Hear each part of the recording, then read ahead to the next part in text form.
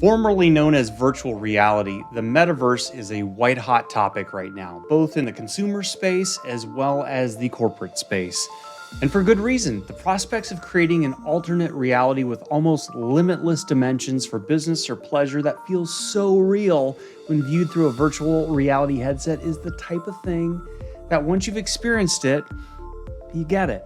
Today, we're not just going to podcast about the metaverse, but rather we're going to hold an interview in the metaverse with GP Strategy's Director of Learning Technologies, Tom Pizer. Please enjoy the podcast, but we'd also invite you to join us on the GP Strategy's YouTube channel for the vodcast version to see us live and in person with our avatars. To infinity and beyond.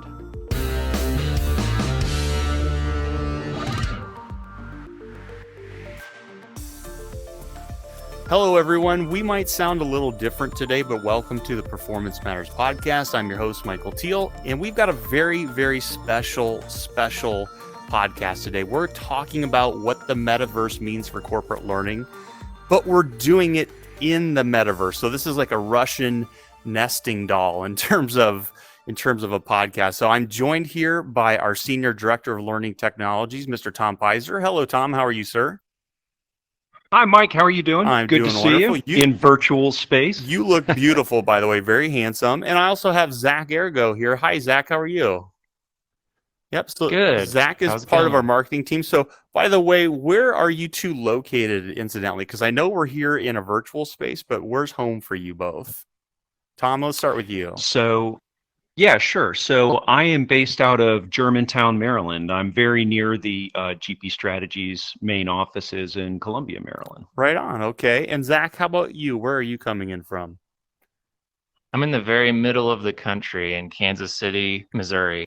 Okay. Well, Tom, I think, can we have him bring us some virtual barbecue? What do you think about that? I think that sounds good. As a matter of fact, I think it sounds only fair. Okay, you need to bring some of that in here. So, by the way, everyone, just want to let you know, and I'm going to pan around for this. We are in a collaborative virtual reality app called Arthur, and they've been kind enough to grant us some credentials so we could have a fun podcast or even some champagne if you're watching on our vodcast here. This is a very special space. So, we're in here because Tom is going to really help us unpack this concept of the metaverse here. And one thing I wanted to do, Tom, and I'm just going to walk over here to a couple of questions I put in here is, can you just give us, before we talk metaverse, give us just a quick professional bio and one fun fact about you? Sure. So professional bio, I'm the Director of Learning Technologies for GP Strategies. I work on our innovation team. So the innovation team is dedicated to exploring new technologies, new ways of doing things in the L&D environment, in the learning and development environment. So our team takes a look at, what is going on in the realm of learning, what new enhancements are happening out there, but we also kind of keep our eyes on the technology landscape in the commercial space as well. So there have been a lot of advancements in headset technologies and in software for virtual reality. So when folks at GP Strategies come to our team and say, is there a new way of doing business? They may present us with a technical challenge and we will respond to that. I can say that maybe a fun fact is that I have been personally dabbling in the VR space, and one of the things that I do is over a period of years of working in L&D, you make friends, and perhaps later on they move on. I've had friends who have moved across the nation, and lately we have been spending time playing poker in virtual space. Oh, so wow. PokerStars has a virtual space where we get together and pass around virtual chips, but mostly it creates a sense of presence between many of us who have moved across the nation at this point. That is so cool. And you think about that, Zach, like we could have a table right here and be playing poker. I mean, that's pretty wild to think about. You could be in Abu Dhabi, for example, if you weren't in Kansas City, and that's pretty cool. So, hey, Zach, one fun fact about you before we zoom out of here. What's something fun fact? that won't help you lose your job? One little fun factoid about you. I play drums. I'm a drummer from a musical family, but I became the black sheep as a drummer. They wanted me to be in violin, piano, all of those things, but Okay, well, we've got half a band here. I play guitar. You've got that, Tom. You've got golden pipes. So I think we could have a garage band going here. Move on with me, There gentlemen. we go. Let's move on here to question number 2. And I put a couple questions out here to make it fun. So I'll paint over to it. This is a question that I think most individuals have because we've heard this word. It's kind of a buzzword right now, but it's this word metaverse. So, Tom, I'm going to ask you, what is the metaverse? And really, is it something that is trademarked by Facebook? Do they own this concept? Tell us what this really means. Yeah, that's a really interesting and relevant topic. So the metaverse is a term that was coined quite a number of years ago by an author. I believe his name is Neil Stephenson. And I believe that the novel was Snow Crash. At any rate, Okay. it is an older term that was defined in kind of cyberpunk novels. And it is to define a virtual space, very much like we're in. I mean, this is a great example of a meta space. Meta, the company, Facebook, in transforming its name, just coined the name metaverse, and of course, it's relevant to the virtual spaces Sure. that their technologies are in, but they do not own, say, the metaverse as a category. Okay. There are other commercial companies that are out there that are defining their own virtual spaces. Those virtual spaces can be defined in their software, in their enterprise backend environments, and can be accessed through any of the number of VR headsets that are available out there that are currently in the market and will eventually be brought to market. Okay, so you just did something. I'm going to use one of the cool collaborative tools here in Arthur, and I'm going to write down Snowcraft here because that is some knowledge. I'm usually, if I'm taking, if I'm doing a podcast, I've got a pen and paper with me, but I'm writing down Snowcraft. I'm putting that in my little notes section. So thank you for that. Snow Crash. Oh, Snow Crash. Okay, let me edit that here, which is great. Incidentally, Zach, when we're done, we can actually export our notes to ourselves and have that. So it's, yeah, Arthur's done a heck of a job of giving us an actual business tool. So what you're saying here, Tom, and I'm going to pivot over here, is that Facebook doesn't own this concept of metaverse, but it's a virtual reality space where users can interact with a computer generated environment like we're doing right here, right?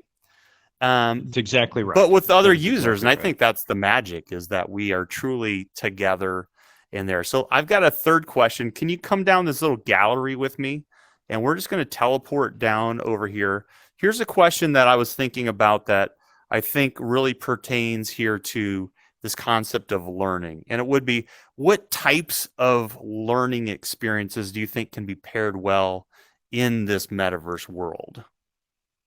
So this is really expanding at this point, and we've kind of put them into 3 categories right now. And I feel like these categories have the potential to expand, but we have seen virtual reality be effective with hard skills development. So being able to practice a skill such as operating a vehicle, Okay. or in the case of safety, operating a lift. Going through proper procedures, startups and safety procedures, and donning the particular equipment. We've also seen it be very valuable in soft skills development. I mean, at this point, you and I are interacting one-on-one. Well, imagine being Absolutely. able to interact with either an individual, say also a recorded session with individuals that may be a branching based activity, Right. or even similar activities that could involve avatars, right? So it's a great opportunity to practice those soft skills in a safe space, right? And this is a safe space. And another area that was kind of a surprise to me is an environment like Arthur, where we can work collaboratively in workshop environments. Having the tools to conduct workshop activities, Mm. maybe do some mind mapping, conduct conversations, those types of things. So we're seeing those three general areas being particularly powerful to the L&D environment. Oh, that's fantastic. And in preparation for this, what I wanted to do is also have a little fun. Are you two okay for having a little fun in this world? I'm always up for having Okay, fun. Zach, are you okay to have a little red pill, blue pill matrix moment? Yeah, and I'm already having fun just messing around with the notes and Okay. Well, practicing my come out here VR to this penmanship. window, and we are going to what I call hyperport out to a coffee cup here. So let's aim our little joystick out at that coffee cup and use your forward button and aim at it, and I'll see you out there. Whoa. We are out here. Hey, Zach, are you having some coffee this morning? That's kind of cool. I like that. Quite a lot. Yeah, absolutely. So if you look out here, I think this is kind of fun. Is not only when you talked this about is cool. events, Tom, but if you just take a look around, we have miles of space that is real estate for us to construct experiences, which is kind of cool. Now, Tom, you had mentioned these three key items of hard skills, soft skills, and events and meetings. So from a learning recap, I'm just going to take my VR headset since I'm recording this, everyone. He had mentioned some hard skills, some soft skills, and events and meetings. This is, for example, an app like Arthur is a perfect complement for that in terms of just how much space you have to even construct like an annual meeting. Is that fair to say? I would say certainly you can conduct team building activities in here. You can conduct virtual events and trade shows. It all depends on the capabilities of the software that you're using in the Right. virtual Okay. environment. How many people can it host? Gotcha. Are you two ready to jump back to the real world here? Or quote Very, unquote, very. the quote unquote virtual real world? I'm like 3 levels deep here. Okay, so aim your joystick at the middle of the world here, and we'll jump back to question number 4. All right, welcome back. It's not so scary. Now, I'm actually kind of afraid of heights, so going out there makes my palms sweat a little bit, but it's kind of fun.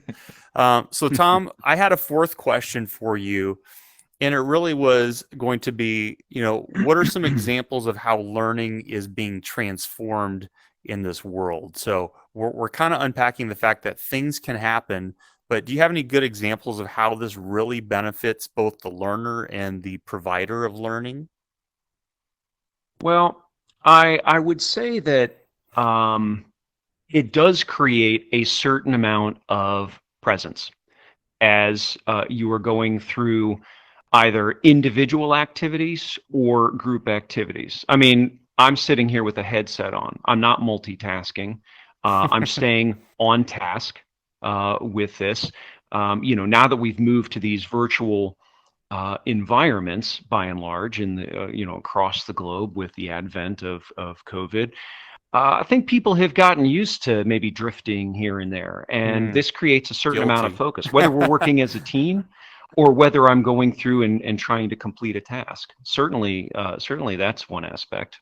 Yeah, I could see that. And I mean, let's face it, we know when someone's drifting in a Zoom or Teams meeting because they turn off their video and you just need that little break. And here, like you said, you're immersed, you're not multitasking. And one thing I was going to say, just having the opportunity to work in this Arthur world, I think the concept of content persistence is pretty cool in terms of transforming. So had a little example right behind you both here of a very, very primitive sales process. So this is an emoji driven sales process.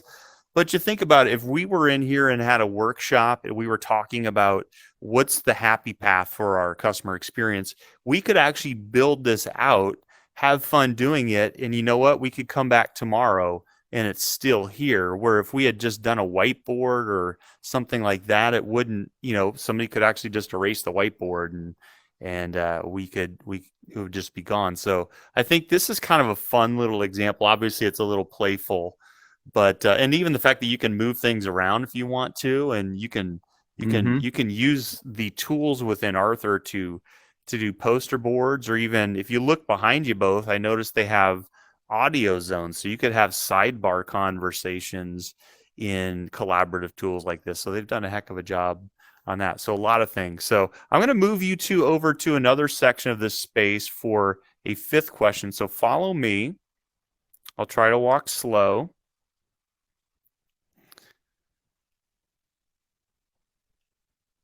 And this is a bit of a plant question for you. I'm just going to do a little slow pan around the area, Tom. But my question for you is, what are some special things about having a learning experience in the metaverse? What are some unique things or nuances where you just go, it's a surprise and delight factor?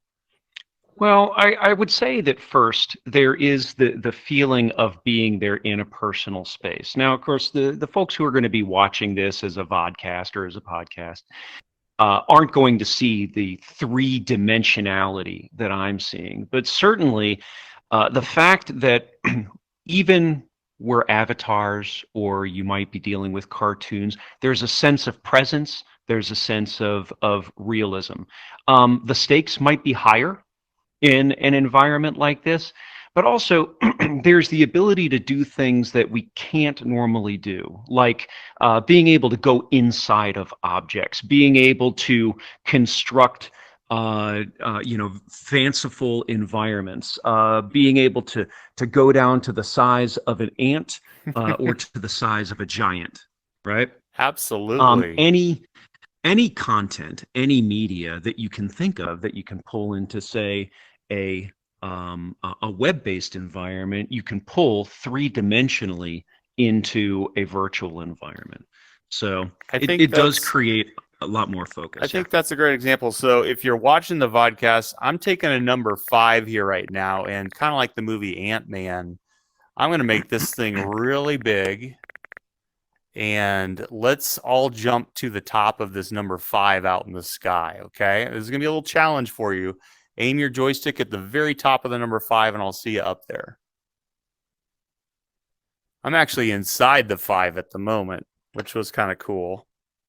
It takes a little bit of getting used to. Zach actually just climbed his way up. Well done, Zach. Yeah. He's just a pro. He is. And just take a look around. Yeah, this is wild. Yeah. I mean, look down at this environment that we were in. Of course, the environment was constructed to simulate our physical spaces, our physical dimensions. Yes. The ground is grounded, and so I've got, I don't feel off balance. But when we come up to an area like this, now we can see the vastness and the scale of an environment such as this. Absolutely. When I was on the side of it, I actually started sweating a little bit. Yeah. So hanging off. So Zach, since I've worked in this world for a little bit, here's my tip. I call this what do they call those things? Gargoyles on the side of Notre Dame and everything. Is what I want you to do is put your elbows on your knees and hover like a gargoyle on the edge. And it helps you comfort, especially because I am afraid of heights. It's ironic that I've been working in this space here. But yeah, Tom, I think you've hit on some pretty amazing things of how special this world is. I wanted to kind of wrap this one up by having you walk us through that cool pink Hummer that I put down there. So are you okay with jumping over here and giving us I'm going to jump over to the other side of this number 5, and you'll see I've got set up here a little floating vehicle for us, and give us an example. This could potentially be a hard skill example. So let's jump down there. This is an example of a three-dimensional object that's been brought into this space. Now, of course, we work within the confines and the capabilities of any particular environment. Can we get more realism out of a model than this? Absolutely. Sure. But it depends on the nature of the environment. This environment was designed to host dozens of people, and there's a certain amount of processing power. So we can get more realistic with this, but there are some trade-offs in terms of memory and capabilities. So the realism that we can get is more what you've seen inside of the constructed showroom environment. And so we could get more realistic with this. Okay. So what I'm hearing you say, though, is this is obviously a bit of a playful 3D model, but let's say we were working with aerospace and you said, I want to teach engineers or technicians how to properly repair a vehicle at 1-to-1 scale, like I was going to say a 747. I guess they're out of production right now, but whatever it is, an Airbus or something. You would probably not want to do that in a collaborative app, is what I'm hearing. You'd probably want to make like a special app for that. We would want to do it in a different collaborative apps. Okay. So we might build that more realistic model in a program such as Unity. Okay. By importing higher resolution, better textured models. But of course, we also consider from a learning perspective, the goal is to teach step-by-step procedure or handoff procedures. Got it. So we might design it so that, maybe it only incorporates 4 or 5 employees working together in that environment. So we'll design the activity according to the requirements of the activity. Got it. So like Arthur, what I'm hearing with you is, Arthur, the magic is this is a collaborative office space where you can also bend space and time a bit. But if you were saying, okay, I want to actually create something that's truly almost photorealistic or better than photorealistic, you'd probably want to use a custom-made VR app. And is that something that GP actually has the chops to do? We do, and we have built those collaborative apps and environments, but also single user apps and environments. Okay. And the the advantage in an L&D space for a hard skill activity such as that is if you've got a complex activity where the stakes are high and someone who is going on the line doesn't have the luxury of learning on the job or experimenting on the job or practicing on the job, or maybe they want to reduce the amount of time of that learning on the job, we'll train them in a virtual space. We'll assess their abilities in a virtual space first, right? And so they're better prepared, more confident, know more as they get on the job for the first time. So increasing that ROI, lowering the stakes. Very cool. Zach, I'm going to ask you to have one challenge for us, and that would be to see if you can teleport back to our very beginning space. So it's the far right space here that we began with. So you're going to need to aim your joystick over at the far right of the gallery. You might need to get over by me here. And let's see if we can all meet up there at the number 1 spot to wrap up this fun podcast. Vodcast, I guess, right? All right, I see Zach and I see Tom. Okay. You both are flying in here. How cool. Love it. Whoop, whoop. Well, listen, that is a very special podcast, What the Metaverse Means for Corporate Learning. I want to thank Zach and Tom for being such gracious guests and letting me have a little fun with you. Yeah, let's get a little high five here. Hopefully we've all signed waivers, so when we get too close to each other, we're not going to sue each other. But Tom, thank you so much for your insight. Zach, thank you for riding along with us and just getting a fun new experience. It's been fantastic. Cool. And always a pleasure, Mike. All right. Yeah, well, thanks for letting me sit in. My pleasure. The Performance Matters podcast is brought to you by GP Strategies. Together, we can create a world where business excellence makes possibilities achievable. You can subscribe to the show anywhere you get podcasts or listen on our website at gpstrategies.com.